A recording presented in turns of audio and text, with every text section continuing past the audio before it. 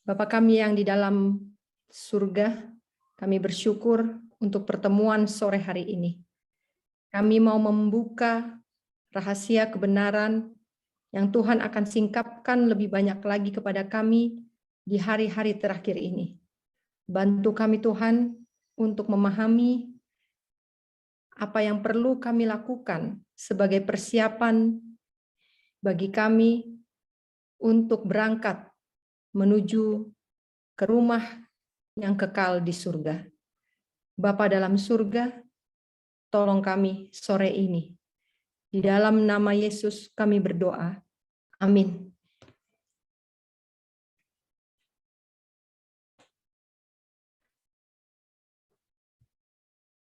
Baik, puji Tuhan. Di manakah keluargamu? Bapak, Ibu, saudara-saudara sekalian, kita tahu bahwa kita saat ini sudah berada di beginning of the sorrow. Permulaan dari kesusahan. Sebagaimana yang Matius 24 ayat 7 dan 8 katakan bahwa beginning of sorrow, permulaan dari kesusahan akan ditandai dengan 3 hal. Yaitu yang pertama adalah kelaparan, yang kedua gempa bumi, dan yang ketiga adalah penyakit. Saudara-saudara, kita sudah melewati masa-masa gempa bumi. Kalau saudara-saudara masih ingat bahwa tahun ini, di awal tahun ini, ya BMKG mencatat bahwa setiap jam ada gempa bumi khususnya di Indonesia. Dan ini adalah yang pertama kali terjadi. Dalam setiap jam ada gempa bumi di seluruh tanah air. Saudara-saudara, bukan hal baru lagi bahwa penyakit yang sekarang ini melanda bumi ini menggenapi juga tanda-tanda permulaan kesusahan. Saudara-saudara, kita akan memasuki tanda yang ketiga. Tanda yang terakhir dari permulaan, ya. Bukan tanda yang terakhir dari kesusahan, tapi permulaan ini akan dilengkapi dengan satu tanda lagi yang kita sedang nantikan, yaitu kelaparan besar. Kelaparan dalam arti yang sebenarnya kelaparan fisik. Saudara-saudara, kita akan memasuki krisis. Bagi setiap orang yang saat ini belum melatih dirinya dan belum mempersiapkan dirinya, panggilan pada sore hari ini, saya berdoa agar semua kita mengambil bagian di dalam persiapan yang akan saya jelaskan pada sore hari ini. Kutipan pendukung kita pada sore hari ini adalah Adventist Home 324.2. Setiap anggota keluarga harus dipersembahkan kepada Tuhan. Petunjuk yang diberikan Musa mengenai perjamuan Paskah adalah penuh makna dan memiliki aplikasi bagi orang tua dan anak-anak di masa dunia sekarang ini. Jadi saudara-saudara, pada waktu Musa memimpin bangsa Israel keluar dari tanah Mesir, di malam terakhir ketika mereka masih berada di tanah Mesir, malam terakhir karena pagi-pagi mereka akan berangkat meninggalkan tanah Mesir. Malam terakhir itu Musa mengadakan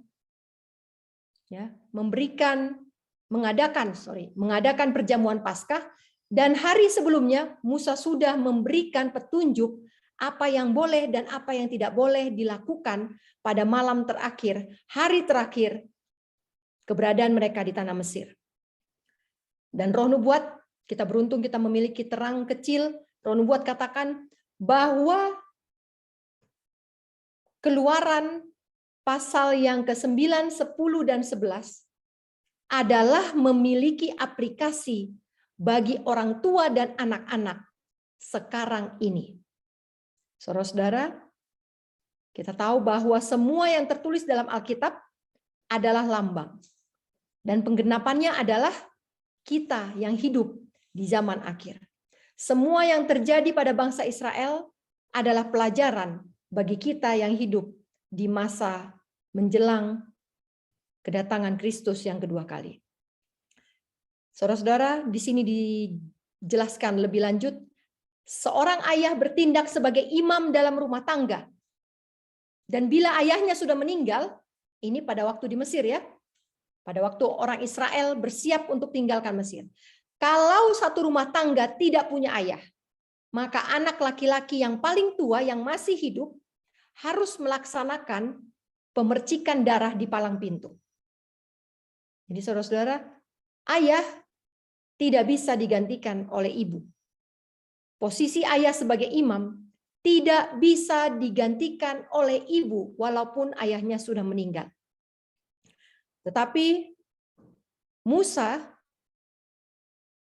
secara khusus menunjuk kepada anak laki-laki.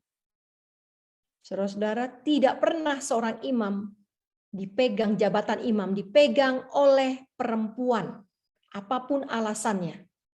Tidak pernah. Dalam hal memimpin upacara Paskah menjelang keluarnya bangsa Israel dari tanah Mesir, anak laki-laki yang paling tua yang masih hidup, dialah yang harus menggantikan posisi imam di dalam rumah tangga. Dan apa yang dilakukan oleh orang tua? Para orang tua harus mengumpulkan anak-anak mereka di dalam rumah. Dan mereka, orang tua, harus menghadirkan Kristus di hadapan anak-anaknya sebagai korban Paskah. Saudara-saudara, pada waktu bangsa Israel bersiap untuk tinggalkan tanah Mesir, mereka mengumpulkan anak-anak mereka di dalam rumah mereka. Anak-anak tidak boleh berada di dalam rumah orang Mesir. Kalau anak-anak Israel berada di dalam rumah orang Mesir, maka anak itu akan mati di sana. Tetapi kalau orang Mesir berada di dalam rumah orang Israel, maka orang Mesir akan selamat. Saudara-saudara, prosesi ini adalah diaplikasikan untuk orang tua dan anak-anak di dunia kita pada masa sekarang ini. Lebih lanjut, Adventist Home 324.2 mengatakan, seorang ayah harus mempersembahkan setiap penghuni rumahnya, setiap anggota rumahnya kepada Tuhan. Dan inilah pekerjaan yang dilambangkan oleh perjamuan Paskah yang dirayakan oleh orang Israel pada hari terakhir, malam terakhir mereka di tanah Mesir. Menyerahkan tugas yang penting ini kepada orang lain adalah berbahaya. Saudara-saudara, imam harus bertindak sebagai imam.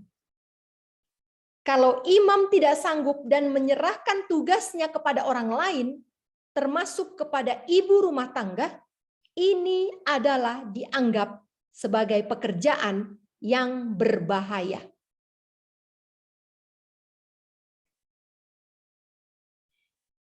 Bagaimana dengan jamuan Paskah ketika Israel di Mesir? Apa yang diberikan Musa sebagai petunjuk persiapan mereka? Dikatakan pada tanggal 10 bulan ini mereka keluar dari tanah Mesir. Harus ambil seekor anak domba, 1 ekor 1 keluarga. Kalau jumlah keluarganya sedikit, boleh patungan 2 keluarga, 1 ekor domba. Boleh patungan. Kalau jumlah keluarganya sangat sedikit. Dan apa yang diberikan petunjuk oleh Musa kepada bangsa Israel, selain seekor domba, ditentukan usianya adalah 1 tahun. Dan ditentukan jenis kelamin dombanya harus jantan. Dan ditentukan juga ketika domba ini dipotong, harus diolah, tidak boleh direbus, tidak boleh dimasak yang lain kecuali dibakar. Tetapi sebelum dibakar, darahnya harus dikeluarkan. Dan dari darah yang dikeluarkan, harus diambil sedikit. Lalu dibubuhkan kepada palang pintu dan pada ambang atas pintu. Jadi kedua tiang pintu kiri kanan dan kemudian ambang atas pintu. Setiap Paskah harus ada anak domba yang sesuai dengan peraturan, harus ada darah. Setiap perjamuan yang dipimpin oleh imam harus ada korban dan harus ada darah. Ya. Dua hal ini tidak boleh ditiadakan dari sebuah peribadatan atau perayaan Paskah. Kita akan lihat nanti apakah yang akan diaplikasikan oleh kita pada saat ini. Setelah Israel keluar dari Mesir, maka mereka masuk ke padang gurun. Apakah Paskah ini masih dirayakan? Ya, masih dirayakan. Dirayakan dalam bentuk hari raya Grafirat. Bagaimana peraturannya? Peraturannya lebih kompleks daripada waktu di Mesir. Kenapa lebih kompleks? Apakah beda Paskah di Mesir dengan Paskah di padang gurun? Saudara-saudara, tidak ada yang beda. Hanya saja pada waktu mereka di Mesir, orang-orang Israel masih dalam konsep perbudakan dan akal budi mereka tidak mampu untuk mencerna prosesi atau protokol yang lebih rumit dan belum ada imam, ya, belum ada imam yang ditunjuk untuk memimpin upacara Paskah. Saudara-saudara lihat waktu di Mesir, mereka memimpin upacara Paskah di rumah masing-masing. Tidak ada bait suci, tidak ada imam, tidak ada kaum Lewi, tidak ada mezbah. Masing-masing keluarga merayakan Paskah di dalam rumahnya dan yang memimpin upacara, imamnya adalah bapak rumah tangga. Ketika mereka tiba di padang gurun, Tuhan menetapkan satu bentuk peribadatan yang terpusat. Artinya, orang-orang Israel tidak boleh membangun mezbah di kemahnya masing-masing. Karena apa? Karena khawatir mereka masih terpengaruh adat istiadat peribadatan kepada berhala. Jadi untuk mengamankan sistem peribadatan supaya mereka yang dalam peralihan dari masa penyembahan berhala kepada penyembahan kepada Tuhan yang benar, supaya proses ini bisa berjalan dengan lancar, tidak ada kesalahan, dan supaya pembelajaran mereka bisa lebih sempurna, maka Tuhan menetapkan satu bentuk peribadatan yang terpusat. Satu bait suci, satu mezbah, satu imam. Dan apa yang dirayakan oleh orang Israel, bagaimana mereka merayakan? Harun harus mempersembahkan lembu jantan. Ya. Jadi hari raya Grafirat yang dirayakan di padang gurun berbeda dengan yang dirayakan di tanah Mesir. Ketika di tanah Mesir, mereka hanya memotong satu korban. Tetapi ketika Israel sudah di padang gurun, sedang dalam perjalanan menuju tanah Kanaan, mereka bukan lagi mempersembahkan satu korban, tetapi 3 korban dalam satu perayaan. Yang pertama adalah lembu jantan, yang kedua adalah kambing jantan, dan yang ketiga adalah domba jantan. Lembu jantan adalah korban yang akan menjadi persembahan bagi imam besar. Jadi sebelum Harun memohon pengampunan dosa bangsa itu, terlebih dahulu dia harus memastikan bahwa dia sudah bereskan dosanya dengan Tuhan. Dan sebagai tanda bahwa dosa-dosanya sudah beres, maka diminta satu persembahan dari Harun, yaitu lembu jantan. Dan persembahan Harun adalah persembahan yang terbesar dibandingkan 3 hewan yang dipersembahkan, yang dikorbankan pada hari itu.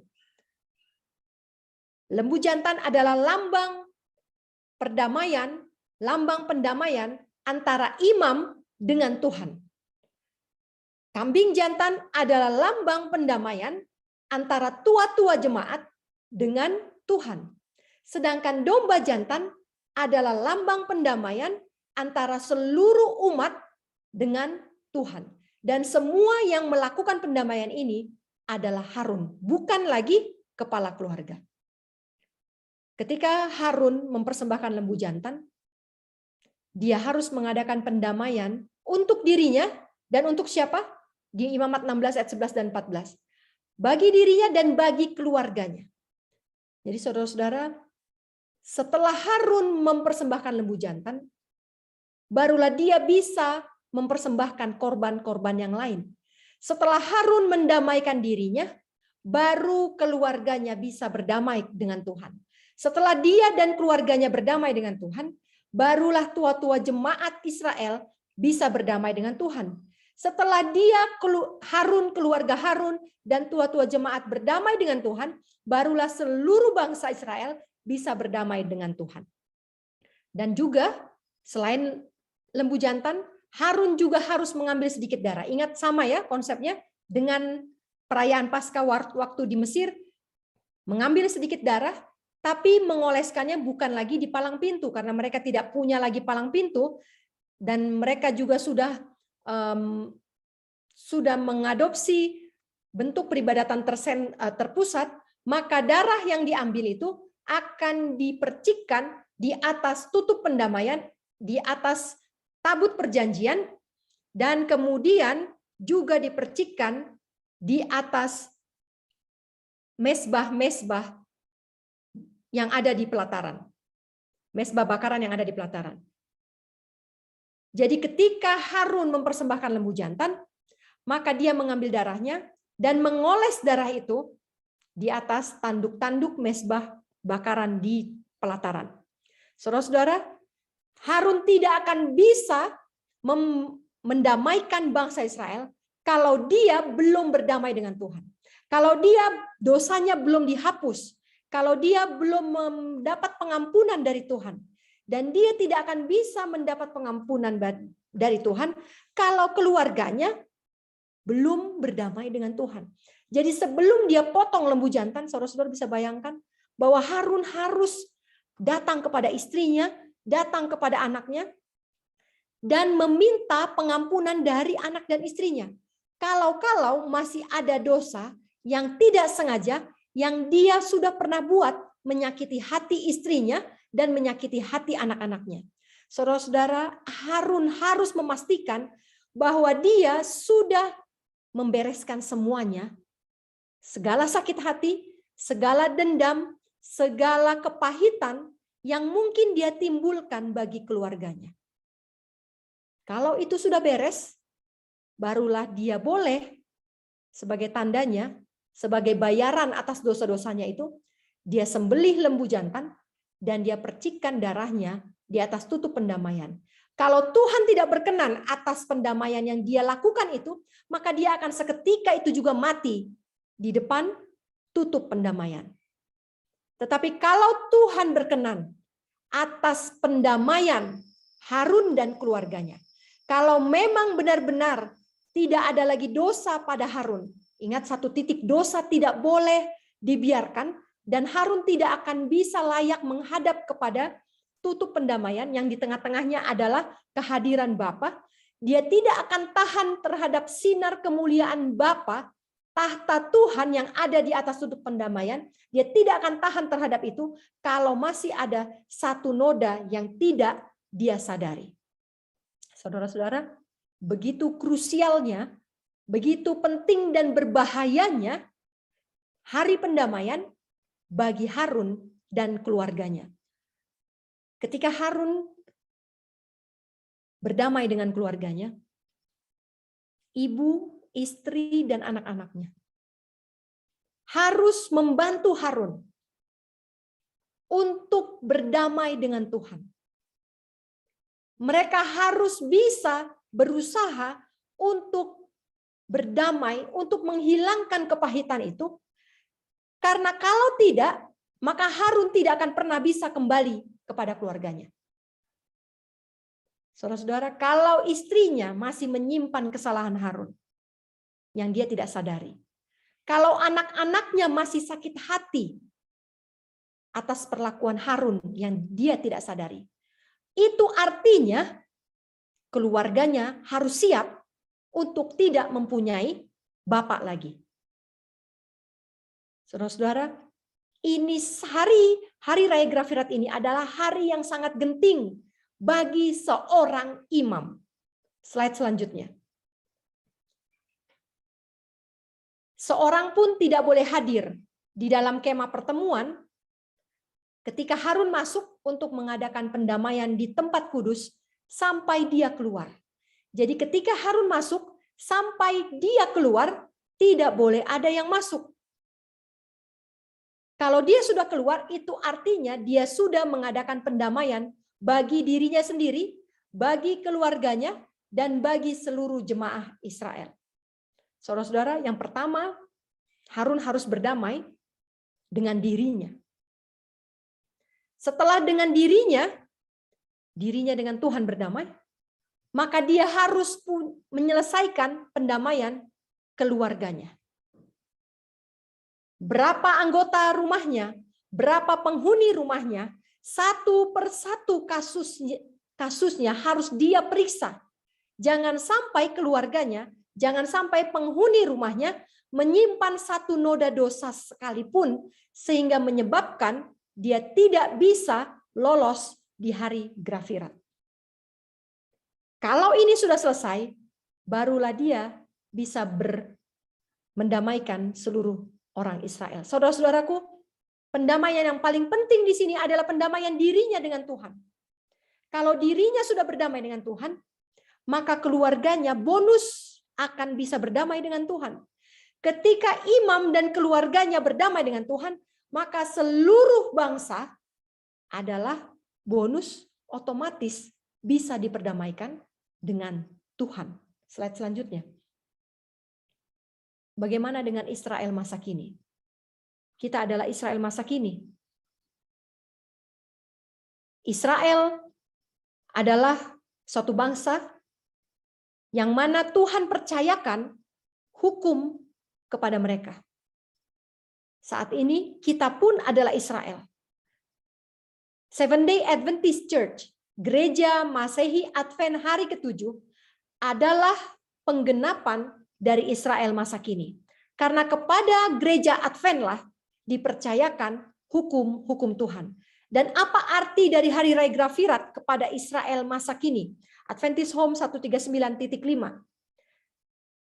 Firman Tuhan mengatakan sebelum bencana meluap. Meluap artinya bencana akan datang pertama, tapi akan ada luapan bencana. Ya.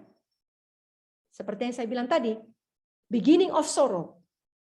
Kesusahan itu ada mulanya, ada juga puncaknya, dan ada akhirnya. Bencana itu ada permulaan, ada juga puncaknya atau luapannya, dan ada akhirnya. Saudara-saudara, kita sudah masuk ke dalam masa permulaan bencana.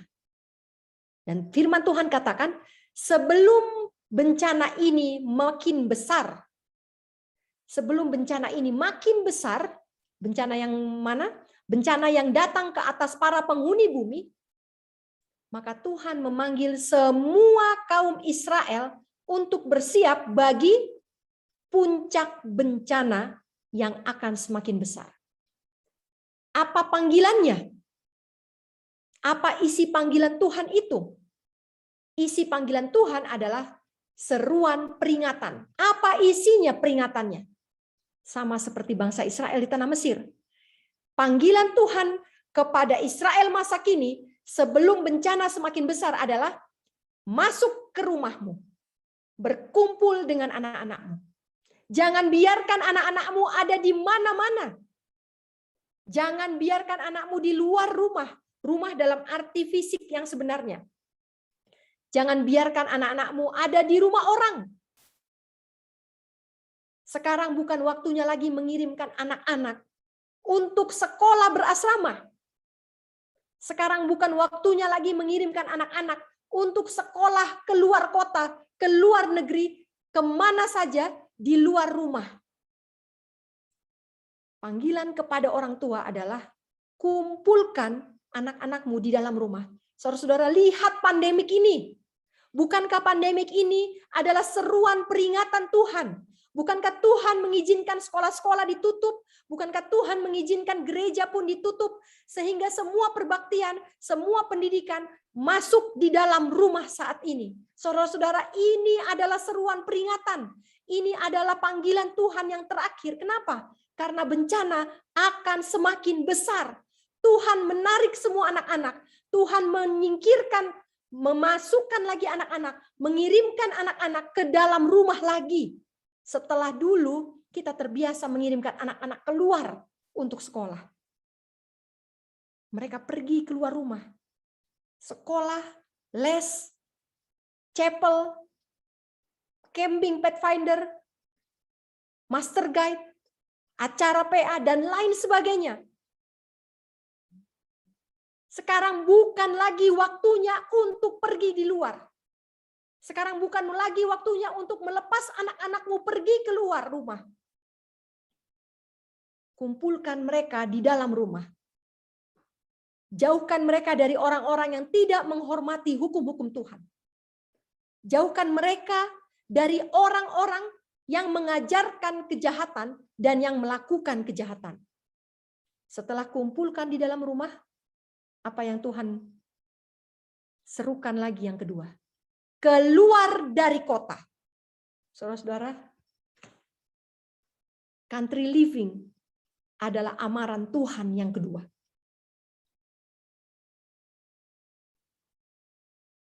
Ketika kita sudah berkumpul di dalam rumah dan melakukan apa yang Tuhan mau kita lakukan, maka pasti kita bisa kerjakan yang kedua. Tapi kalau yang satu belum beres, amaran yang satu belum beres, SP1 belum beres, tidak mungkin kita bisa melangkah kepada peringatan yang kedua. Saudara-saudaraku, firman Tuhan mengatakan, dunia sekarang ini sedang miskin akan kebajikan yang sejati. Kenapa sekarang tidak ada lagi kebaikan? Karena orang tua gagal untuk mengumpulkan anak-anak mereka dengan diri mereka di dalam rumah. Saudara-saudara, tidak ada perkumpulan anak dengan orang tua. Mari kita akui dosa-dosa kita. Lihat kehidupan kita sebelum pandemik. Anak dan orang tua tidak pernah berkumpul. Orang tua gagal untuk bertemu dan menghimpun anak-anak mereka bersama dengan diri mereka sendiri di dalam rumah. Orang tua lebih menikmati pekerjaan di luar rumah. Anak-anak pun demikian, lebih menikmati perbaktian, perkumpulan, persekutuan di luar rumah. Slide berikutnya.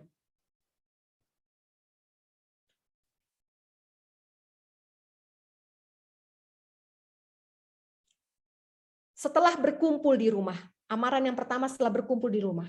Apa yang harus dilakukan di dalam rumah sekarang sebelum bencana bertambah besar? Tadi katanya bahwa dunia semakin bobrok, kebajikan yang sejati semakin tidak ada adalah karena kegagalan orang tua menghimpun anak-anaknya di dalam rumah. Roh Nubuat katakan, Child Guidance 557.3, bagi Israel masa kini. Kalau orang tua sudah gagal dalam tanggung jawabnya menghimpun anak-anaknya di rumah, maka yang harus dilakukan sekarang ketika stay at home, ketika di rumah saja, apa yang dilakukan? Bukan work from home. Bukan sibuk dengan gadget masing-masing. Tetapi ketika kita bisa punya fasilitas untuk berkumpul. Sekarang dengan sistem PPKM kita sekarang terkunci di rumah. Tapi saudara-saudara, udah sore sudah. Udah cukup sudah. Cukup sudah. ketika kita sudah berada di rumah, maka akuilah dosa-dosa di hadapan Tuhan. Saudara-saudara, Orang tua yang gagal menghimpun anak-anaknya di dalam rumah harus sekarang juga dengan anggota keluarga yang sisa. Kalau masih bisa full, puji Tuhan. Tapi apapun, berapapun yang sisa penghuni rumah saat ini, berkumpullah sekarang untuk mengakui dosa-dosa di hadapan Tuhan. Kumpulkanlah anggota keluargamu, anak-anakmu di sekelilingmu, dan akui kelalaianmu. Akui di mana? Di hadapan anak-anak, di hadapan Tuhan. Kalau masih sempat menangis, menangislah sekarang. Beritahu anak-anakmu yang masih ada, yang masih bisa kau kumpulkan, beritahu mereka bahwa orang tua, Anda, Bapak dan Ibu, ingin melakukan reformasi di dalam rumah. Saudara-saudara, sekarang bukan waktunya untuk gengsi mengakui kesalahan. Akui kesalahan orang tua. Sekarang waktunya orang tua mengakui dosa-dosa di hadapan Tuhan dan beritahukan juga kesalahan-kesalahan dan kecerobohan-kecerobohan di depan anak-anakmu. Dan beritahu mereka bahwa kita rindu untuk reformasi di dalam rumah. Dan minta mereka dengan sungguh-sungguh. Bujuk mereka, minta mereka dengan lemah lembut, dengan rendah hati. Agar anak-anak menolong orang tuanya membuat reformasi di rumah tangga. Saudara-saudara, sekarang lockdown di rumah bukan work from home yang harus dilakukan. Bukan belajar dari rumah, daring yang dilakukan di rumah. Tetapi saudara-saudara, kegagalan ini Tuhan masih buka kesempatan untuk memperbaiki apa yang sudah gagal dilakukan oleh orang tua Israel masa kini. Slide selanjutnya. Setelah minta anak-anak untuk menolong orang tuanya, mereformasi, mengadakan reformasi di rumah tangga, bacakan petunjuk-petunjuk yang terdapat dalam firman Tuhan. Saudara-saudara, kalau sekarang terpisah dari anak, lakukanlah dengan teknologi yang masih ada sekarang ini. Lebih seringlah berbakti bersama dengan anak-anak.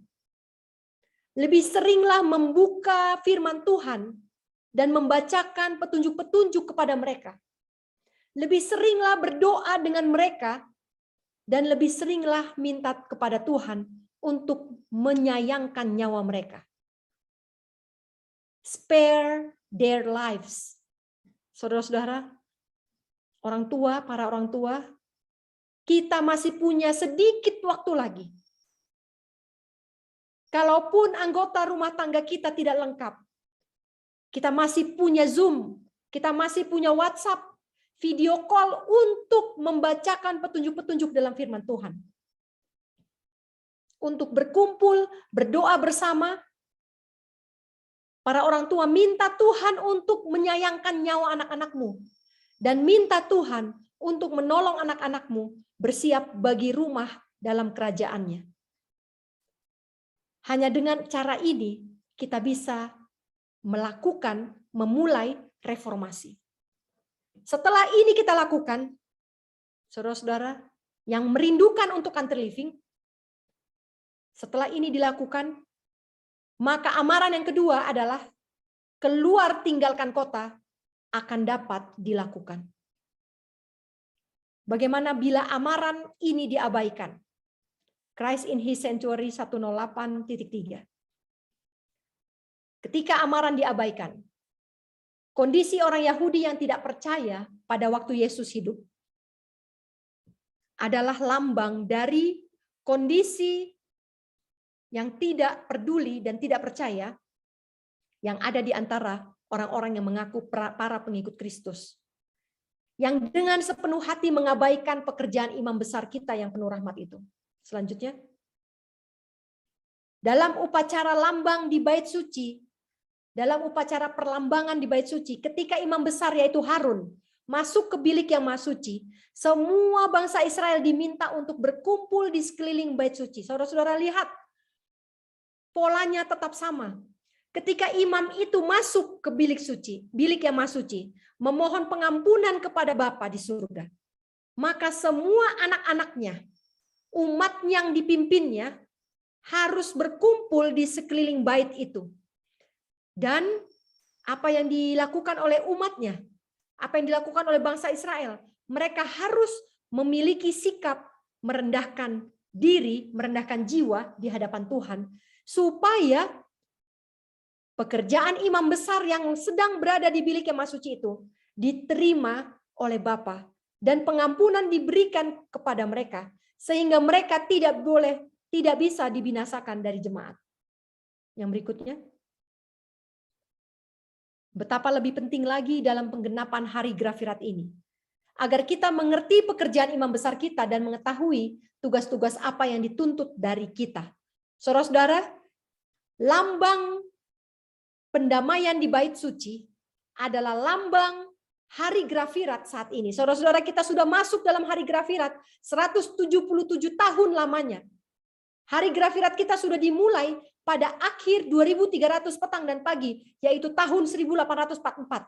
Hari Grafirat kita sudah berlangsung begitu lama, tetapi orang-orang Advent kepada siapa hukum-hukum itu dipercayakan, masih belum mau berkumpul dan masih belum mau merendahkan jiwa dan memohon pengampunan.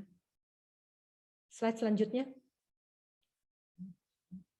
Saudara-saudaraku, mari belajar dari Ayub. Ayub adalah juga lambang dari Israel masa kini.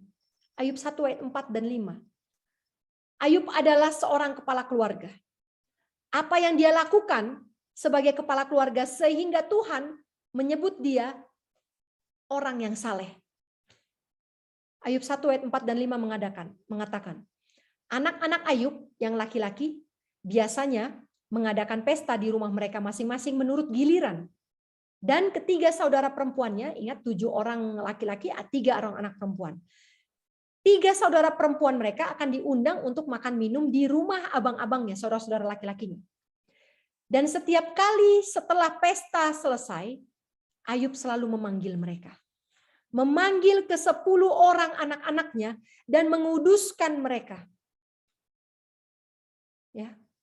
Setiap hari berlalu, artinya malam. Setiap malam Ayub memanggil ke 10 orang anak-anaknya dan menguduskan mereka. Dan pagi-paginya Ayub bangun. Apa yang dia lakukan? Setelah tadi malam dia mendamaikan anak-anaknya, pagi-paginya dia persembahkan korban bakaran sebanyak jumlah anak-anaknya. Kenapa dia lakukan itu?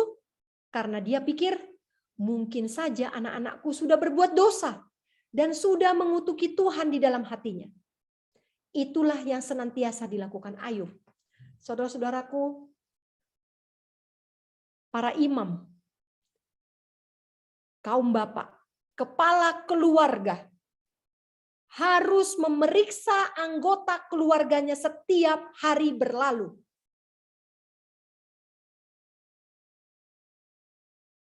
Saya tahu bahwa bapak-bapak pulang paling terakhir, tidur paling duluan.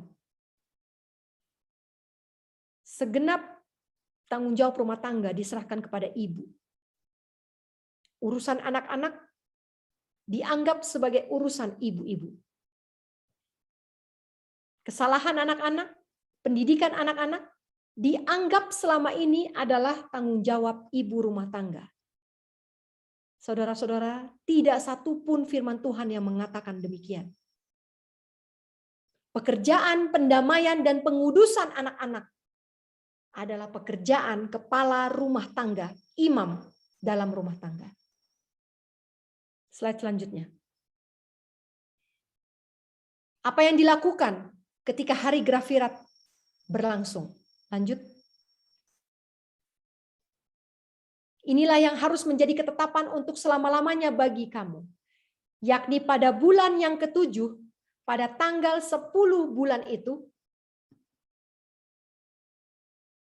Kamu harus merendahkan diri. Dan janganlah kamu melakukan sesuatu pekerjaan, baik orang Israel asli maupun orang Israel, orang asing yang tinggal di tengah-tengah orang Israel. Saudara-saudara, Tuhan meminta kita pada hari Grafirat ini untuk merendahkan diri. Di sini bukan merendahkan hati. Saudara, sekarang bukan waktunya lagi merendahkan hati. Hati tidak ada orang yang lihat. Hanya Tuhan yang lihat. Hanya saya dan Tuhan yang tahu hati saya sudah rendah atau masih tinggi. Tetapi ketika merendahkan diri, ini artinya kelihatan di depan orang bahwa saya sudah rendah. Inilah yang harus ditunjukkan kepada seluruh dunia. Kalau saya mengambil bagian dalam hari Grafirat, kalau saya adalah orang Israel yang sekarang sedang memohon pendamaian kepada Tuhan, maka orang-orang harus melihat saya, diri saya ini rendah. Saudara-saudara, rendah diri ini sama dengan minder.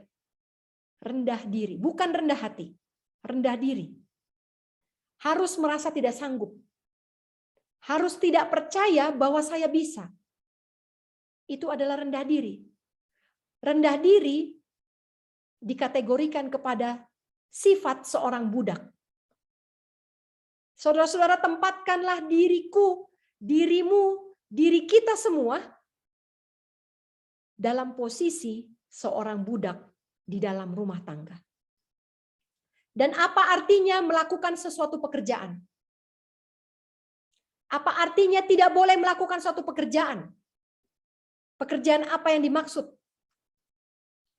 Bahasa asli dari pekerjaan di sini berarti jabatan, bisnis.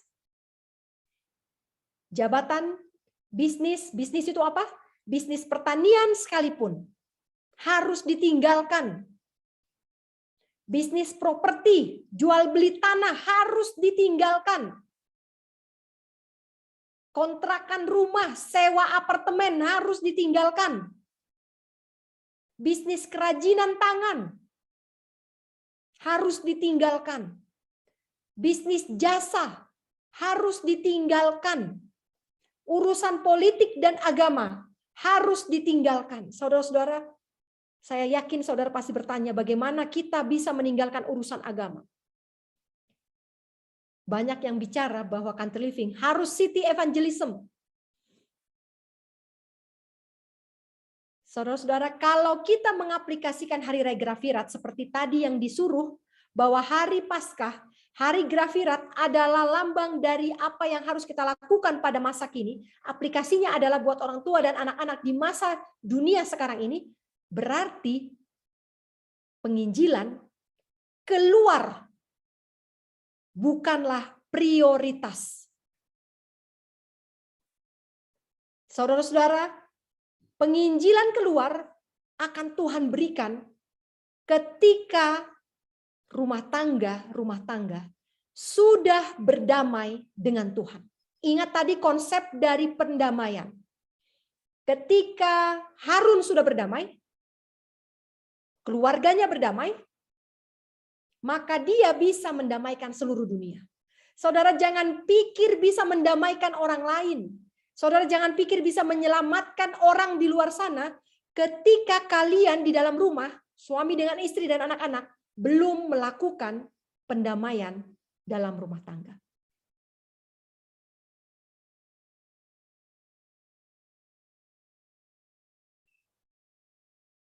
Saudara-saudara, apa yang dihadapkan kepada kita saat ini adalah sesuatu yang krusial, genting, dan sangat penting.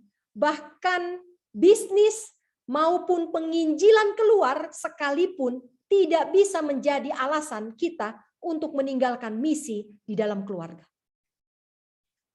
Selanjutnya, Desire of Ages 249.4. Apa yang dimaksud dengan rendah diri?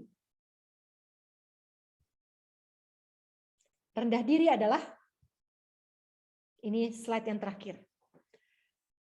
Kita belajar dari Desire of Ages 249. Apa yang Tuhan mau Apakah gambaran rendah diri yang sesuai dengan konsep Tuhan?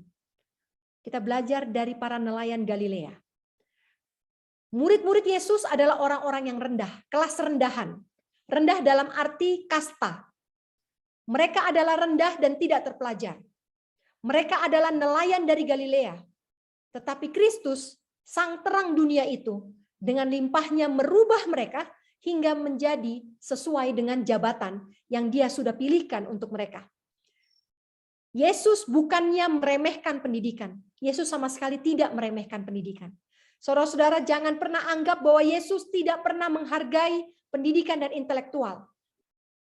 Ketika pendidikan itu dikendalikan oleh kasih kepada Tuhan, ketika pendidikan itu menuntun pengabdian bagi pekerjaannya, maka budaya intelektual adalah sebuah berkat. Tetapi ketika Yesus memilih murid-muridnya, Dia passing by, ya, itu bahasa Inggrisnya passing by. Dia melewatkan orang-orang pintar yang ada di zamannya. Dia tidak memilih dari kalangan imam, dia tidak memilih dari kalangan orang Farisi, tetapi dia memilih dari kalangan orang rendahan yang tidak terpelajar. Kenapa? Karena orang-orang yang pintar itu begitu percaya diri sehingga tidak simpati terhadap penderitaan manusia. Saudara-saudara, ini adalah inspirasi, pena inspirasi. Orang yang pintar dan terpelajar tidak punya rasa simpati terhadap penderitaan manusia. Sehingga Tuhan tidak bisa menjadikan mereka rekan sekerja ketika Yesus berada di dunia ini. Kenapa? Karena dalam kefanatikan orang-orang pintar itu, mereka menolak untuk diajar oleh Kristus. Mereka tidak mau belajar karena Kristus sangat sederhana. Karena cara pembelajaran Kristus sangat sederhana. Hanya belajar dari alam, hanya belajar dari perumpamaan, dan hanya dengan cara-cara yang sederhana. Tidak ada hal yang terlalu rumit diajarkan oleh Kristus. Sementara orang-orang yang terpelajar, mereka tidak simpati dengan cara belajar seperti itu. Mereka menyukai perdebatan dengan orang-orang yang selevel dengan mereka. Sehingga kefanatikan mereka menyebabkan mereka menolak untuk diajar Kristus. Tuhan Yesus rindu bekerja sama dengan orang-orang yang mau menjadi saluran yang tidak ada penghalang bagi kabar tentang karunia-Nya. Dan hal pertama, kalau mau menjadi rekan sekerja Kristus, yang pertama harus dipelajari adalah pelajaran rendah diri. Apa itu rendah diri? Rasa tidak percaya diri. Rasa tidak percaya diri, saya buka kamus bahasa Inggris. Rasa tidak percaya diri adalah curiga terhadap diri sendiri. Saudara-saudara, sekarang ini harus latih rasa minder supaya lebih besar. Tidak punya kepercayaan, keyakinan atas kemampuan diri. Saudara-saudara, kita harus membuat rasa curiga terhadap diri semakin sering dan semakin besar. Curiga bagaimana? Ketika saya menolong orang lain. Contoh, ketika saya memberikan makanan kepada orang lain. Mari curiga. Apakah saya memberikan ini untuk membuat dia sayang sama saya? Untuk menjilat? Saya memberikan ini, apa motif saya? Curiga, selalu curiga. Tapi bukan kepada orang lain. Curiga terhadap diri sendiri. Inilah yang Tuhan inginkan agar dikembangkan sikap seperti ini pada saat-saat Hari Raya Grafirat yang sebentar lagi akan ditutup. Saudara-saudara, pendidikan dunia sangat menentang rasa minder. Sekolah-sekolah ilmiah, sekolah-sekolah ilmu pengetahuan, sekolah-sekolah umum, selalu melatih para muridnya supaya percaya diri. Bahkan sekolah sahabat anak-anak pun melatih rasa percaya diri, tampil bisa berani di depan orang. Saudara-saudara, ini sudah salah.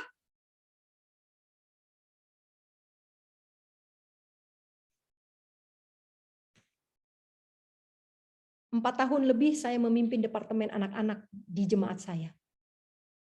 Saya tidak tahu apakah ada yang hadir di sini yang dari jemaat saya. Saya mengurangi program-program untuk tampil di depan umum. Dan anak saya waktu itu masih 2. Anak saya yang pertama tidak sama sekali berani tampil di depan. Banyak orang tua mengejek saya, bukan mengejek dengan kasar ya, tapi menyindir saya.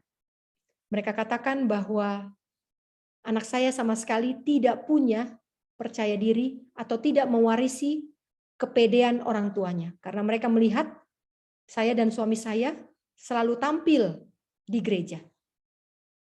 Kepada kami dipercayakan banyak sekali tanggung jawab di dalam gereja. Puji Tuhan. Dan anak-anak saya sama sekali tidak punya kepercayaan diri, tidak berani untuk tampil. Saya tidak pernah memaksa mereka. Karena apa? Karena inilah modal mereka untuk bisa rendah diri di hadapan Tuhan di hari Grafirat ini. Rasa tidak percaya diri, rasa curiga kepada diri sendiri hanya bisa diperoleh dari sekolah Kristus. Saudara-saudara, country living, beberapa minggu yang lalu kita belajar bahwa country living adalah sekolah Kristus. Kalau saudara country living dan semakin percaya diri untuk menginjil, ada yang salah dengan kita.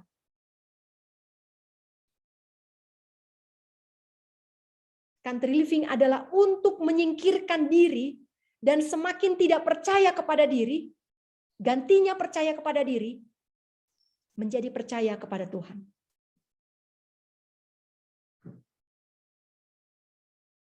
Saudara-saudara, jangan latih rasa percaya diri. Mari kita buat rasa curiga yang semakin besar terhadap diri sendiri. Pertanyakan setiap motif, pertanyakan setiap keputusan, pertanyakan setiap tindakan yang saya ambil. Apakah ini adalah untuk Tuhan ataukah untuk diri? Saudara-saudara, saya tidak panjang menjabarkan ini, tetapi saat ini ketika kita sudah di masa the beginning of sorrow, sebentar lagi akan meluap bencana-bencana menimpa bumi ini. Saudara, sekarang ini bencana belum meluap, tetapi sudah dimulai. Semakin giatlah kita untuk mengumpulkan anak-anak di dalam rumah kita. Bagi yang masih terpisah saat ini, usahakanlah untuk lebih banyak berkomunikasi dengan mereka.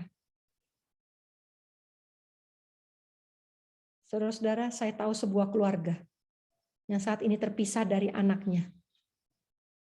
Mereka berusaha dengan segala cara untuk lebih memperbanyak waktu beribadah dengan anggota keluarga mereka yang terpisah ini. Berbahagialah mereka yang sekarang ini sudah terkumpul di dalam rumah.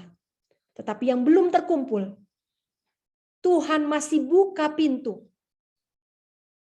Jangan pernah berhenti.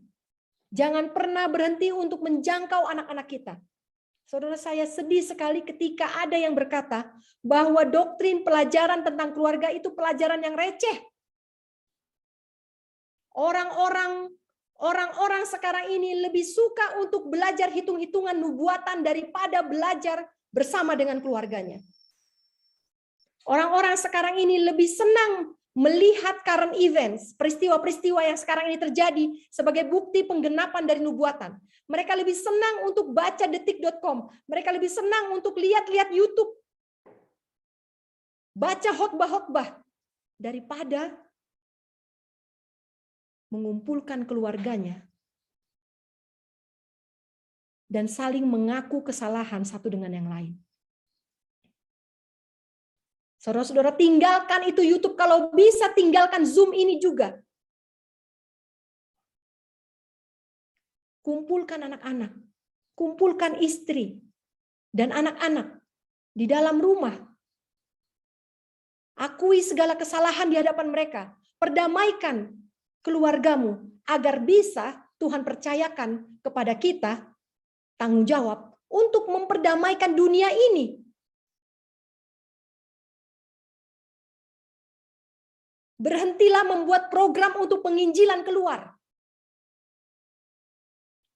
Mari lihat anak-anakmu, mari lihat istrimu. Apakah mereka sudah berdamai? Apakah ada kepahitan yang masih mereka rasakan? Apakah masih ada rasa marah kepada anak-anak? Apakah anak-anak masih tidak percaya kepada orang tuanya? Jangan urusi dulu. Jangan urus dulu seluruh dunia ini, sedangkan satu rumah kita pun belum bisa kita selamatkan. Kalaupun harus menginjil, berangkat bersama anak-anakmu. Berangkat bersama istrimu. Bagi yang sudah country living, jangan tinggalkan anak istrimu untuk penginjilan. Kalau memang tidak punya kendaraan yang cukup, stop, jangan berangkat. Saya sedih melihat beberapa orang-orang yang sangat fokus kepada penginjilan dan meninggalkan anak istrinya berhari-hari di country living. Hentikan itu semua.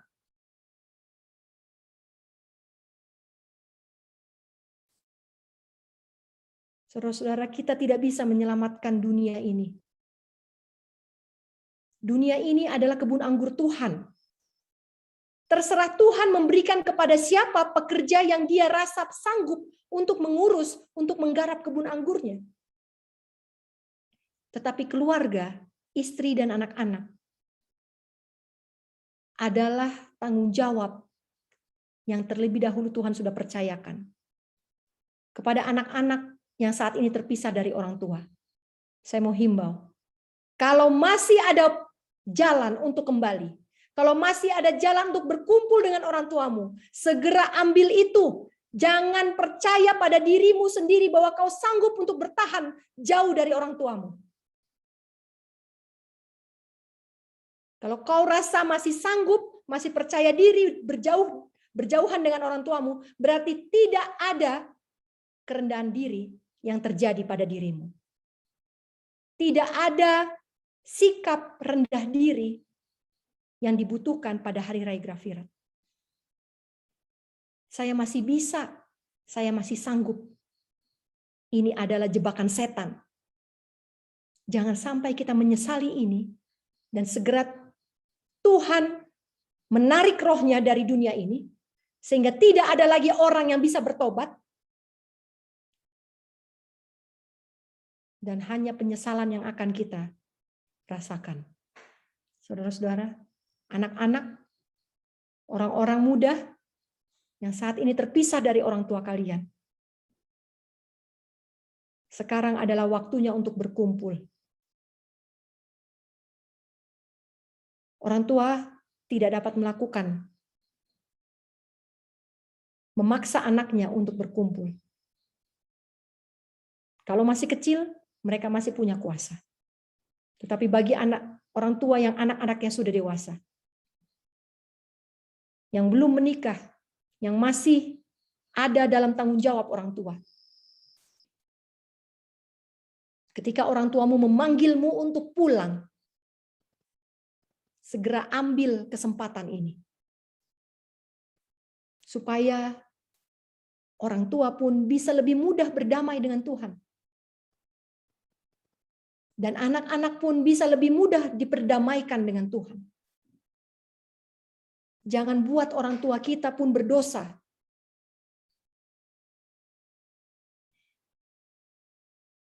Dan tidak bisa memimpin pendamaian atas anak-anaknya. Karena Tuhan akan tuntut itu kepada orang tua.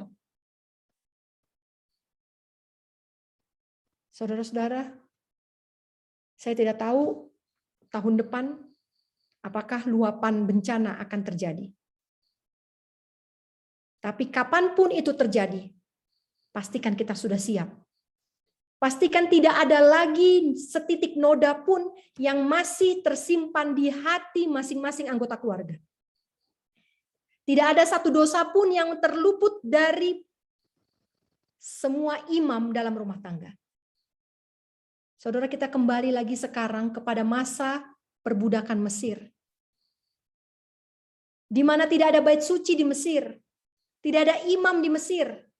Sekarang ini saudara-saudara lihat sekeliling kita.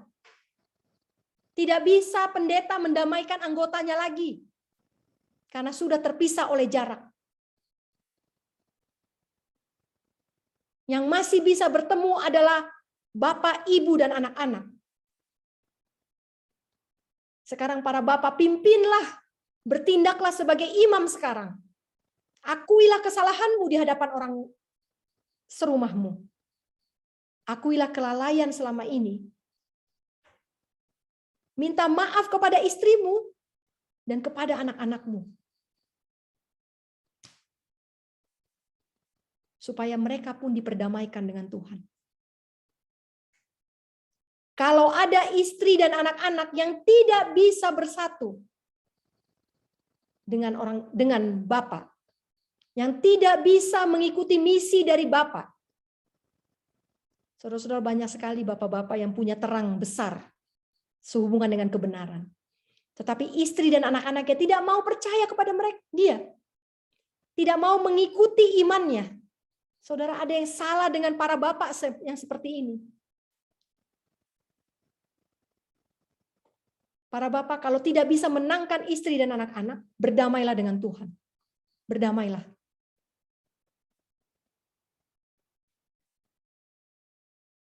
Saudara-saudara, panggilan kepada keluarga saat ini sangat penting. Kita akan memasuki masa yang tidak lama lagi. Mungkin suami dan istri akan terpisah. Istri dan anak-anak akan terpisah. Bapak dengan anak-anak akan terpisah. Tapi kalaupun itu sampai terjadi, biarlah kalian, saya juga, kita semua sudah dalam kondisi berdamai dengan Tuhan. Tuhan memberkati.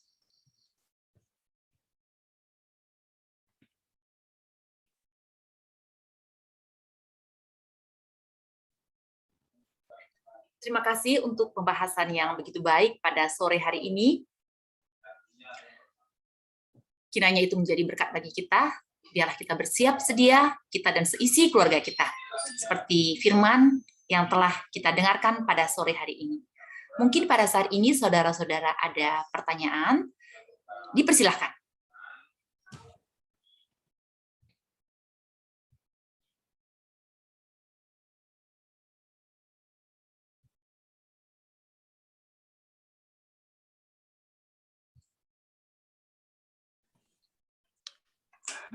Terima kasih. Selamat sore untuk kita semua. Selamat sore Pak Aritonang. Ya. Terima kasih atas firman-Nya Ibu Ledi yang luar biasa. Cuma pertanyaan saya kira juga hamba Tuhan Nyonya White seringkali juga dalam pelayanannya bahkan pernah sampai bertahun tidak bersama dengan keluarganya. Apa kira-kira atau salah pemahaman saya Ibu Ledi? Ya, jadi memang benar bahwa Nyonya White dalam pelayanannya bahkan sampai 5 tahun anak pertama mereka tidak bersama dengan dan ibunya, bahkan dititip di keluarga yang lain. Dan akibatnya apa, Pak? Kurang paham saya, Bu Lady. Ya, akibatnya adalah mereka mati muda, Pak. Iya. Iya.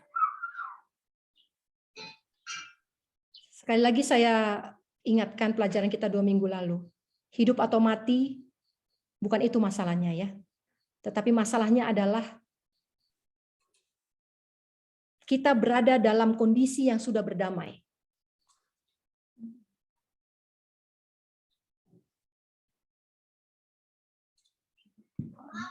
Jadi kalau Nyonya White terpisah dari anak-anaknya, Bapak boleh baca di buku Testimonies volume 1 pasal 1 sampai 14. Testimonies jadi 1. Iya, ya. Pasal 1 sampai 14. Itu adalah background pertama-tama mereka memulai pelayanan mereka. Dan di situ dijelaskan secara Bapak bisa baca dan bisa dapat sensasi perasaan Nyonya White ketika meninggalkan anak-anak itu ya. Berulang kali dia berteriak kepada Tuhan. Dia menangis.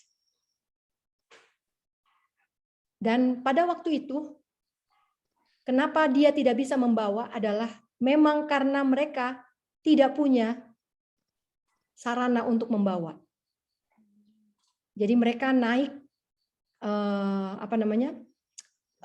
kereta yang kelas ekonomi ataupun kapal uap yang kelas ekonomi, dan mereka harus tidur di atas karung di lantai kapal sehingga tidak mungkin untuk membawa bayi.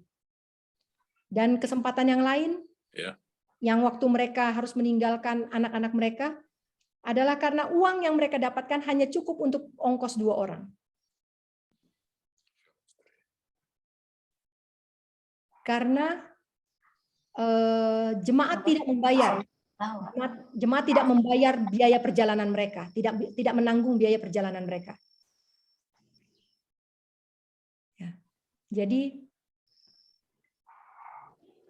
Nyonya White mengutamakan pekerjaan Tuhan, dia kehilangan anak-anaknya.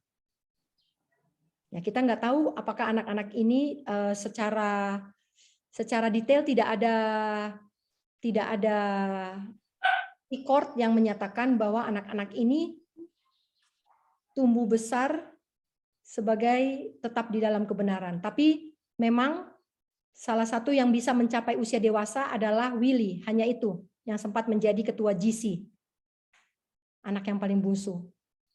Yang lainnya mereka meninggal dalam usia muda, usia 16 tahun, bahkan ada yang 6 bulan, ya. Dan pada saat itu, ya, Bapak Adiat, EGW pada saat itu mungkin saja belum mendapat pekabaran tentang berkumpul sebagai keluarga. Ya, pada saat itu memang mereka adalah satu-satunya yang memiliki, yang Tuhan gunakan sebagai alat untuk menyebarkan pekabaran tentang kebenaran masa kini, present truth. Mereka satu-satunya keluarga yang bisa Tuhan gunakan. Itu kalau itu penjelasan dari saya, Pak Aritonang.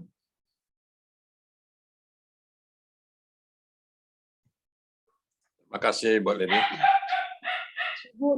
Ibu Nur dari Sabah ini, Nuraida Janir. Bagaimana dengan anak-anak yang mau pergi sekolah jauh-jauh karena sudah memasuki sekolah itu sejak beberapa tahun yang lalu. Oleh sebab pandemik ini mereka dapat bersama-sama dengan kami sekeluarga. Selepas ini mereka mungkin akan dipanggil ke sekolah lagi. Bagaimana kami menghadapi situasi ini? Namun saya berharap agar kelas online masih diteruskan dan mereka tidak perlu kembali ke sekolah. Sebab saya juga tidak mau mereka kembali ke sekolah. Di satu sisi saya juga mengharapkan agar segera terjadi sesuatu yang menghalangi mereka untuk kembali ke sekolah. Terima kasih. Ya.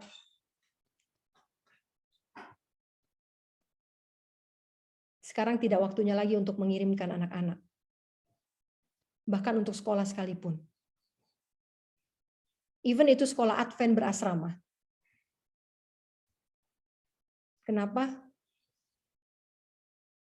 Ya, sudah jelas tadi pekabarannya bahwa menjelang luapan bencana, SP peringatan, seruan peringatan dari Tuhan adalah kumpulkan anak-anakmu di rumahmu. Dan yang kedua adalah tinggalkan kota.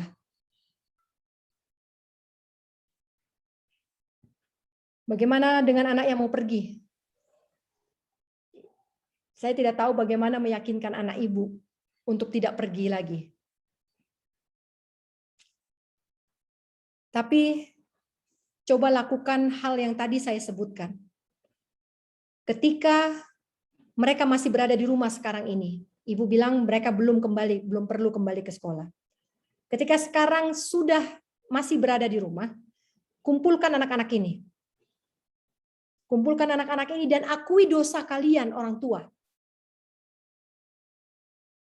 Akui dosa, akui kesalahan kepada anak-anak, kepada Tuhan dan di hadapan anak-anak juga. Terus yang kedua tadi, ajak mereka untuk membantu kalian orang tua untuk reformasi. Karena anak-anak yang sudah sekolah seperti ini, apalagi ini mungkin college, kuliah, pasti mereka sudah bisa diajak bertukar pikiran, beda dengan anak-anak saya ya, yang masih usia di bawah 10 tahun. Mereka cenderung menurut apa yang dikatakan orang tua. Minta mereka untuk membantu keluarga agar bisa reformasi. Ya. Itu tadi tips dari saya, Bu. Jadi sebelum mereka pergi, coba lakukan yang belum dilakukan, yang belum pernah dilakukan di rumah, yaitu pendamaian keluarga. Oke, terima kasih. Selamat sore Kak Lady. Halo, selamat sore. Ya, ini kan mau bertanya ini. Iya. Dalam Matius 19 ayat 29 katakan, dan setiap orang yang karena namaku meninggalkan rumahnya, saudaranya, bahkan istrinya. Terus kalau istrinya sama suaminya nggak berdamai-damai gimana? Pasti bisa. Pasti bisa. Ditunggu-tunggu juga nggak bisa gimana? Ada yang salah sama imamnya. Karena yang memimpin pendamaian istri dan anak-anak adalah imam. Kalau imamnya sudah beres, urusannya di hadapan Tuhan, dosa-dosa imam sudah diakui di hadapan Tuhan, sudah bersih, maka istri dan anak-anak itu bonus otomatis.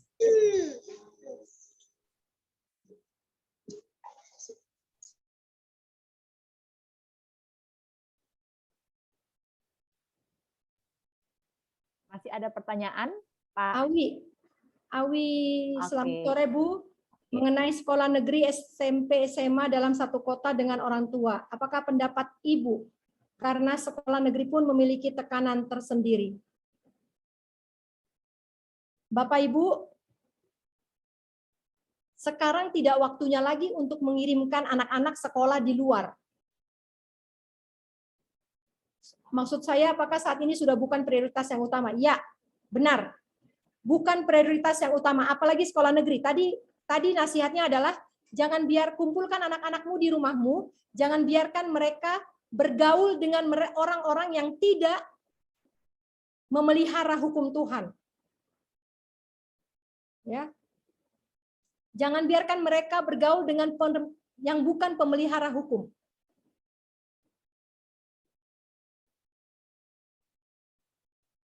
Sekolah bukan prioritas utama. Oke, sekarang kita common sense. Ibu sekolahkan anak untuk apa? Untuk kerja. Kerja kemana, Bu? Kelaparan sudah semakin menanti di depan mata. Ya, mau kerja kemana? Sementara sekarang seluruh dunia serikat dagang sudah bersiap untuk bersatu menginjak-injak hukum Tuhan. Apakah kita mau membiarkan anak-anak kita memperoleh pendidikan supaya bekerja di perusahaan orang-orang yang seperti itu. Seandainya anak-anak dididik dalam rumah, diperdamaikan dengan Tuhan, kehidupan mereka bagi kerajaan surga ini pasti lebih terjamin. Tadi ada pertanyaan dari Sister Wendy. Sister Wendy. Tidak Sister, tertekan, salah tekan. Oke. Sister Figlia, silakan. Selamat sore, terima kasih. Waktu yang baik boleh mendengar lagi suara Tuhan. Ini penjelasan dari Kak Lady membuat saya melihat bahwa keadaan keluarga saya sangat celaka. Tetapi seperti tadi ditanya oleh seorang bapak itu, begitu mantap dijawab, pasti ada jalan keluar. Karena memang pemaparan juga ini sudah menunjukkan jalan keluarnya sudah jelas begitu ditunjukkan. Tetapi kita masih terus berjuang bagaimana mengadakan pendamaian di dalam keluarga. Syukur bahwa ketika Tuhan pemaparan ini dilakukan, jalan keluarnya sudah jelas, ada step-stepnya sangat jelas. Tetapi hanya kita yang berdosa ini yang belum sanggup untuk melakukan itu. Semenjak pandemik ini dimulai, mungkin ketika lockdown terjadi Maret hampir 2 tahun yang lalu, mulai banyak saya mengikuti Zoom seperti ini, dan oleh karena pengetahuan saya yang minim akan mendapat banyak masukan dari hal-hal seperti ini. Lalu saya mulai berbicara dengan hal ini dengan keluarga. Saya pikir mungkin kita tidak usah malu karena kita memang mau mencari jalan keluar, kita memang mau melepaskan diri dari apa yang harus kita lepaskan di dunia ini. Jadi saya nggak harus mengatakan apa yang saya gumuli sampai saat ini. Sudah 2 tahun memang seperti tadi Ibu bilang, boleh dibilang pasti bisa. Ya, dan kita menanyakan sampai kapan? Ya sampai hal itu terjadi karena kita masih punya waktu. Sudah hampir sekitar 2 tahun saya sudah berbicara, kami sudah berbicara, tapi masih belum sepakat itu ada. Saya sudah berdoa terus, saya berdoa. Ya mungkin rendah hati, rendah diri itu mungkin masih belum ada atau bagaimana ya. Jadi pada kesempatan ini, inilah saya mau seperti inilah yang saya mau curhat keadaan seperti itu. Dan bahkan kalau ketika kita berbicara dari hal itu, baik dari keluarga ataupun lingkungan yang terdekat di luar keluarga, kenapa harus belajar hal yang rumit? Yesus begitu sederhana di dalam penyampaiannya. Kenapa harus belajar segala hal yang rumit itu? Tetapi ketika mereka mengatakan hal-hal seperti itu, mereka sendiri sedang tidak berada dalam keadaan rindu belajar firman Tuhan. Jadi saya merasa saya lebih baik mendengar orang yang membawakan hal-hal seminar dan hal-hal pembicaraan firman Tuhan daripada orang yang sepertinya bertentangan tapi mereka sendiri masih asik dengan hal-hal yang menjauhkan diri dari Tuhan. Jadi mungkin kali ini mengerti apa yang saya maksudkan. Coba mohon tolong diberikan penguatan. Terima kasih. Ya. Jadi seberapa lama pendamaian itu selesai tergantung kerendahan diri dari imamnya. Semakin rendah diri imamnya, semakin cepat keluarganya diperdamaikan. Semakin rendah diri anggota keluarga semuanya, semakin cepat proses pendamaian itu selesai. Dan semakin cepat juga Tuhan bisa menggunakan keluarga-keluarga untuk menggarap kebun anggurnya yang luas ini. Amin. Jadi, kalau dibilang sulit berdamai itu, sebenarnya yang bikin sulit adalah diri saya. Diri saya terlalu besar, terlalu tinggi, terlalu dominan, sehingga untuk mengurangi level sedikit saja, untuk turun level 1 tingkat saja, sudah tidak sanggup. Kepada anak-anak, orang tua selalu benar, tidak pernah minta maaf sama anak. Kepada istri dan anak, bapak-bapak selalu bilang, saya kepala keluarga, kalian harus dengar saya. Kepala keluarga yang bilang, mengatakan seperti ini, gak akan pernah mendamaikan keluarganya. Gak akan pernah. Ya, jadi semakin rendah hati, bukan rendah hati ya, rendah diri. Semakin rendah diri imamnya, ini beda. Jadi konsep dunia dengan konsep Tuhan ini beda. Kalau konsep dunia, pemimpin harus pede, harus percaya diri. Tetapi konsepnya Tuhan, pemimpin dalam rumah tangga harus rendah diri dan curiga kepada diri sendiri. Jadi sister, pengalaman sister, pergumulan sister, semua keluarga mengalami. Ini kalau mau jujur, kalau mau dibuka, ini kita bisa nggak selesai sampai 2 bulan. Ya, karena terus terang pengalaman atau pergumulan terbesar bukanlah pergumulan dalam pekerjaan. Pergumulan terbesar ada di dalam rumah tangga. Dan inilah yang sering kali membuat firman Tuhan itu tidak tumbuh dengan subur. Inilah seringkali membuat kemampuan untuk menurut firman itu menjadi hilang. Ya. Jadi Sister Figlia, ya tadi stepnya tadi harus dilakukan di rumah, itu resep ampuh. Saya sudah praktekkan itu ampuh sekali. Sekarang pertanyaan Noraida Janir. Bagaimana seandainya suami kepala keluarga tidak seperti yang kita harapkan, bahkan istri yang menjadi imam di rumah? Ibu, bukan hanya ibu yang seperti ini. Saya merasa bahwa semua bapak-bapak yang lahir di era milenia, semuanya tidak bisa jadi imam. Kenapa? Karena nggak pernah ada di rumah. Nggak pernah ada di rumah, selalu di luar. Sehingga yang mimpin worship pagi, ibunya, yang malam pimpin worship ibunya, yang ngajarin sekolah sahabat ibunya, semua permasalahan anak ada di ibu. Lalu bagaimana dengan keadaan yang seperti itu, sementara kepala keluarga belum menyadari tanggung jawabnya?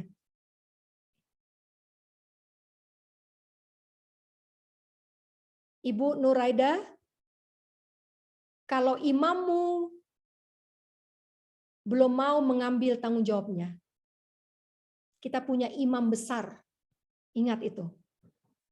Kita punya imam besar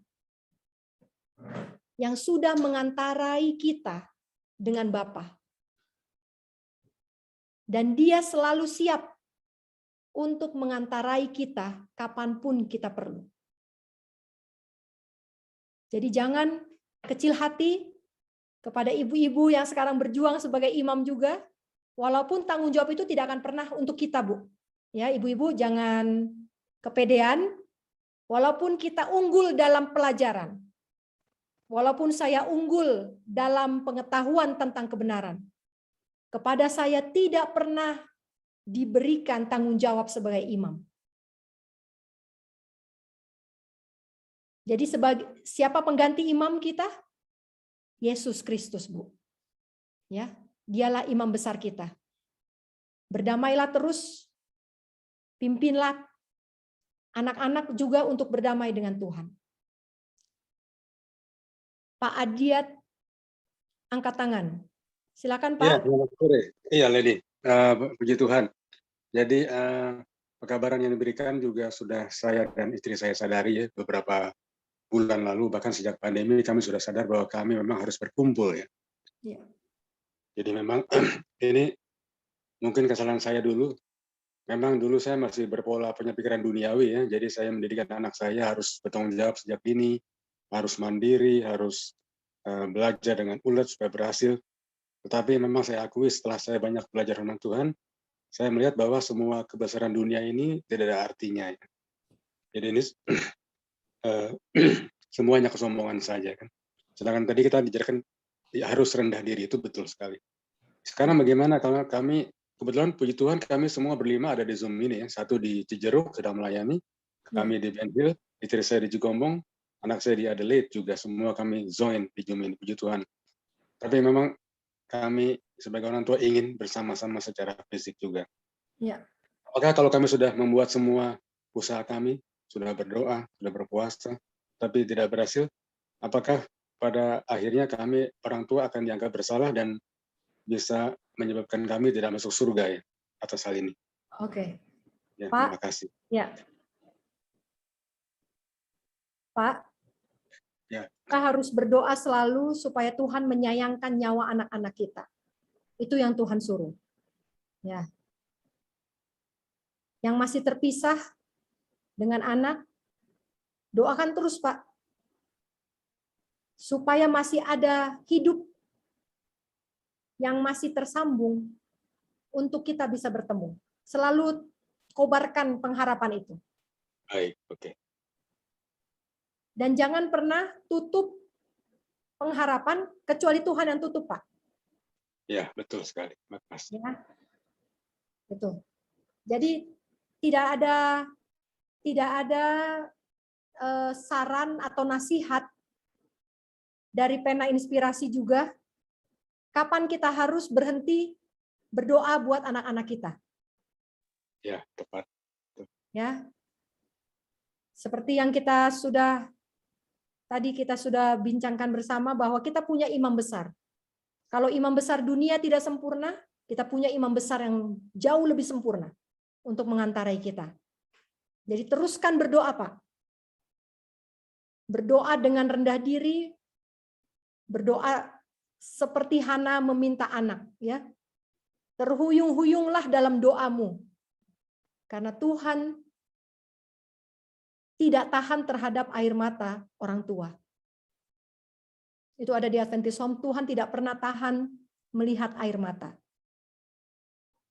Jadi tetap kobarkan semangat, tetaplah berharap untuk bisa berkumpul lagi. Itu dari saya, Pak. Oke, terima kasih. Pak Mans, sore kali ini gimana tanggapannya tentang istri pendeta yang bekerja di luar dan organisasi kita yang memperbolehkan akan hal ini? Padahal tadi disampaikan seharusnya istri dan bahkan anak-anak harus dibawa untuk melawat. Ini salah. Istri pendeta bekerja di luar salah. Jangankan istri pendeta, ya. Pendetanya pun sekarang juga bekerja sambil, ya, punya kontrakan dan tanah dan segala macam pertanian. Ini salah. Orang Lewi tidak punya tanah, orang Lewi tidak punya kebun, orang Lewi hidup dari bait suci. Oke, kenapa organisasi memperbolehkan hal ini? Karena organisasi juga manusia, Pak. Makanya kita tidak boleh memandang kepada manusia. Ya. Jangan sampai kita dilemahkan karena ini. Oke. Anak-anak harus dibawa untuk melawat, iya benar. Bukan hanya pendeta. Saya diundang berbicara di Penang Adventist Hospital. Dan tidak disiapkan untuk transportasi dan hanya akomodasi selama di sana. Transportasi datang dan pulang tidak disediakan. Dan saya berpegang kepada pekabaran keluarga ini. Saya menginjil ke Malaysia tanpa anak dan suami. Lalu kami berembuk dan kami putuskan untuk membiayai semuanya. Yang penting kami menurut kepada amanat rumah tangga ini. Kami beli tiket untuk 5 orang, pulang pergi 10 orang. Dalam penginjilan, apapun kita korbankan, apalagi untuk keluarga yang Tuhan berikan kepada kita. Oke. Ada lagi pertanyaan yang lain?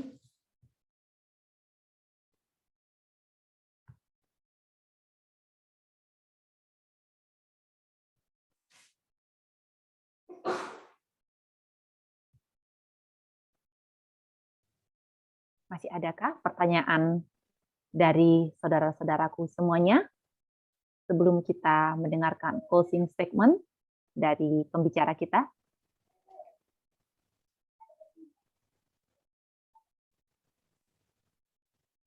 Ada pertanyaan? Ya, silakan Kak.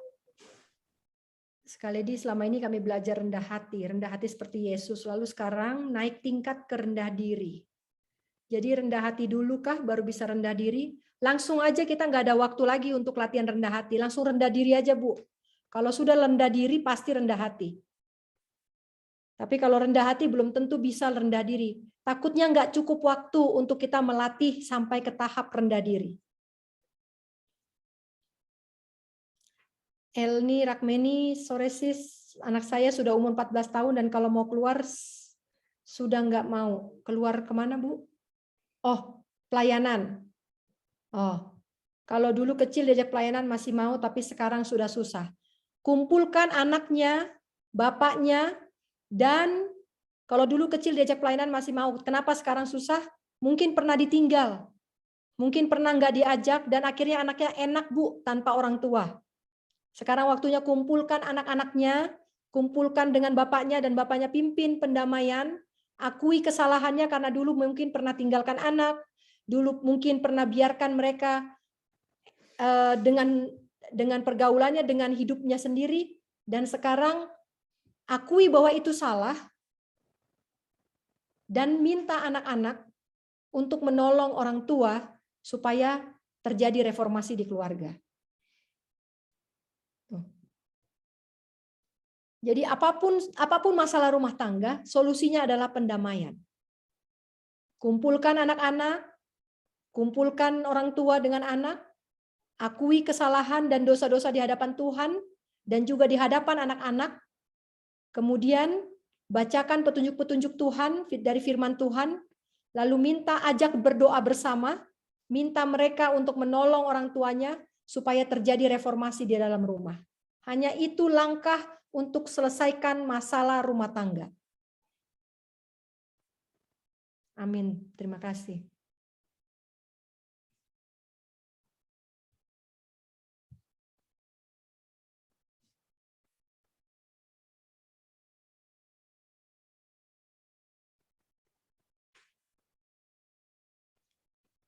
Jadi lebih baik kita nggak melawat daripada melawat tanpa membawa keluarga ya Kak. Ya.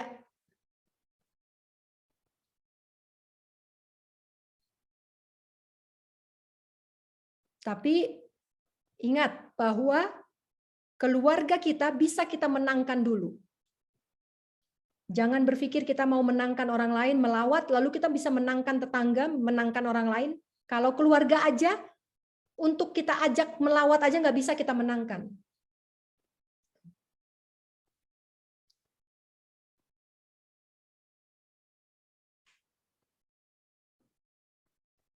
Kalau keluarga tidak mau diajak melawat, itu artinya kita tidak menangkan mereka.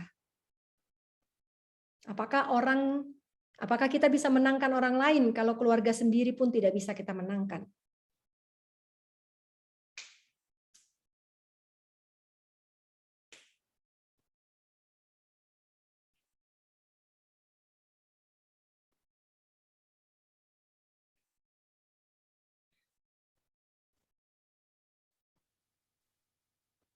Terima kasih buat kita semuanya untuk kehadiran kita, untuk firman Tuhan terlebih dari pembicara kita, Bu Lady Malau. Dan bila tidak ada lagi pertanyaan dari kita, dipersilahkan Kak Lady memberikan closing statement dan langsung menutup di dalam doa penutup. Oke, Bapak Ibu, saudara-saudara sekalian, semua keluarga ada masalah. Jawaban dari semua masalah adalah mulailah hari pendamaian dalam keluarga. Mulai sekarang, karena ketika luapan bencana itu sudah terjadi, ini tidak mungkin lagi kita kerjakan. Yang paling menyakitkan adalah ketika kita tahu bahwa kita tidak satu visi dengan keluarga. Ketika istri yang seumur hidup sudah bersama dengan kita, ternyata tidak mau ikut dengan kebenaran yang kita sudah pegang. Itu artinya saya dalam keluarga tidak punya pengaruh ternyata.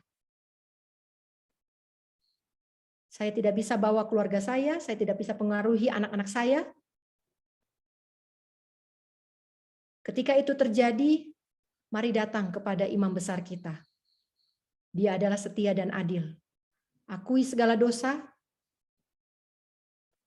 dan berdamailah dengan keluarga, dan Tuhan akan berikan solusi kepada setiap permasalahan. Biarlah kita semua praktekkan ini, mulailah. Ya, segera dipraktekkan, karena pertama-tama pendamaian dalam keluarga ini canggung, grogi, karena kesombongan itu masih terlalu tinggi. Tetapi semakin sering dilakukan, rendah diri itu semakin nyata dan semakin mudah untuk mengampuni dan meminta pengampunan. Kalau kita tidak bisa meminta pengampunan dari manusia, dari istri dan anak-anak, apalagi untuk meminta pengampunan dari Bapa kita yang di surga. Ini mustahil. Mari kita menangkan keluarga kita. Tuhan memberkati. Kita berdoa. Bapa di dalam surga, terima kasih untuk perkumpulan pada sore hari ini. Ya Bapa kami, setiap hari kami jatuh di dalam dosa.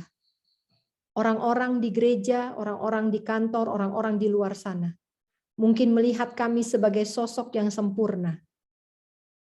Tetapi keluarga kamilah yang paling mengetahui apa sebenarnya yang menjadi kelemahan-kelemahan kami. Bapa dalam surga, ketika teguran atas kelemahan itu ditujukan kepada kami di dalam keluarga kami, biarlah kerendahan hati dan rasa rendah diri selayaknya seorang budak menjadi bagian kami semua di masa-masa yang genting ini.